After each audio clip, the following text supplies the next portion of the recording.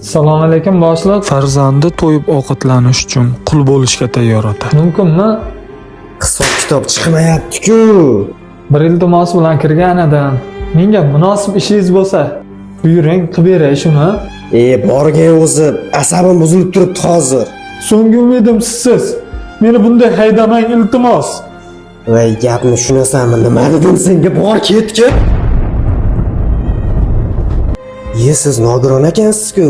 Uzr, men sizga ehson beraman. To'xtang. Bir yoshli farzandim ko'zida to'la yosh bilan dadam menga deb keldi. Hozir men o'zimni kuchim bilan pul topib yubormasam, butun umr o'zimni kechirmayman. Sizga nima ish bersam ekan?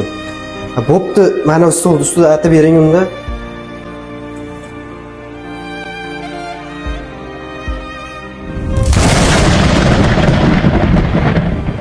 Mana aytib qo'ydim.